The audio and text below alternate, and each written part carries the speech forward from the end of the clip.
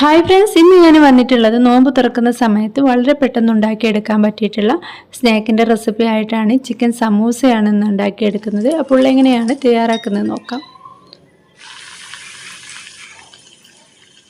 പാനിലേക്ക് വെളിച്ചെണ്ണ ഒഴിച്ചു കൊടുക്കാം.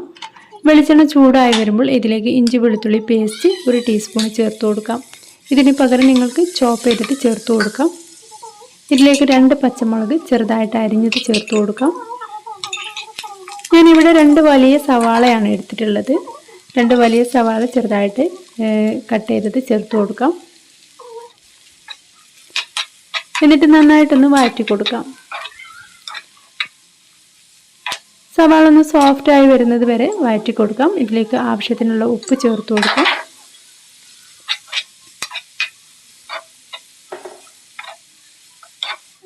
ഇനി ഇതിലേക്കുള്ള മസാലകൾ ആഡ് ചെയ്യാം. 1/4 ടീസ്പൂൺ മഞ്ഞൾപ്പൊടി, 1/2 teaspoon Kashmiri chilli, 1/4 teaspoon garam masala.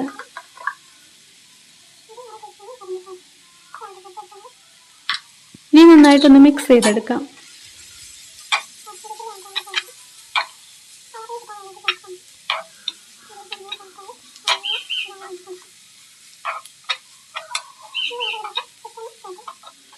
സവാള ഇപ്പോൾ നന്നായിട്ട് സോഫ്റ്റായി വന്നിട്ടുണ്ട്. ഇനി ഇതിലേക്ക് ചിക്കൻ ചേർത്ത് കൊടുക്കാം. 1 കപ്പ് ചിക്കനാണ് ഞാനിവിടെ എടുത്തിട്ടുള്ളത്.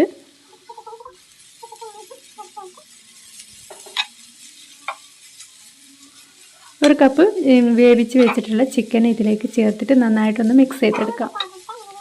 നിങ്ങളുടെ കയ്യിൽ കറിവേപ്പില ഉണ്ടെങ്കിൽ ചേർത്ത് കൊടുക്കാം. ഞാനിവിടെ മല്ലിയിലാണ് ചേർത്ത് കൊടുക്കുന്നത്.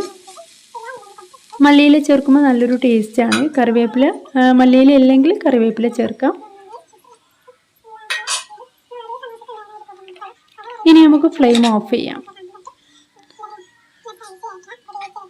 സമൂസ ഉണ്ടാക്കാൻ വേണ്ടിയിട്ട് ഞാനിവിടെ സമൂസയുടെ ഷീറ്റാണ് എടുത്തിട്ടുള്ളത്. ഇനി ഇതിലേക്ക് ഫില്ല് ചെയ്ത് കൊടുക്കാം.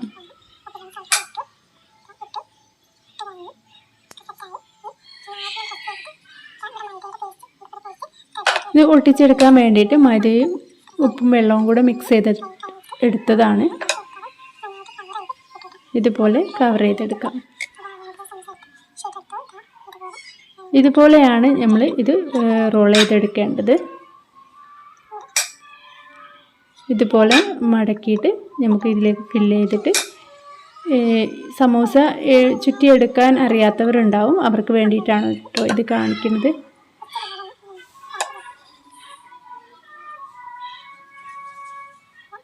അപ്പോൾ നമ്മുടെ സമൂസ ഇവിടെ റെഡി ആയിട്ടുണ്ട്. എല്ലാം ഇതുപോലെ ചെയ്തെടുക്കുക. ചീനച്ചട്ടിയിലേക്ക് വെളിച്ചെണ്ണ ഒഴിച്ചു കൊടുക്കുക. വെളിച്ചെണ്ണ ചൂടായി വരുമ്പോൾ ഓരോന്നായിട്ട് നമുക്ക് ഫ്രൈ ചെയ്തെടുക്കാം. വളരെ എളുപ്പം ഉണ്ടാക്കിയെടുക്കാൻ പറ്റിയിട്ടുള്ള നല്ലൊരു ഇഫ്താർ സ്നാക്കാണ്. അപ്പോൾ എല്ലാവരും ഒന്ന് ട്രൈ ചെയ്ത് നോക്കിയിട്ട് ഫീഡ്ബാക്ക് അറിയിക്കുക. ഇൻഷാ അല്ലാഹ് വീണ്ടും കാണാം നല്ലൊരു റെസിപ്പി ആയിട്ട്. താങ്ക്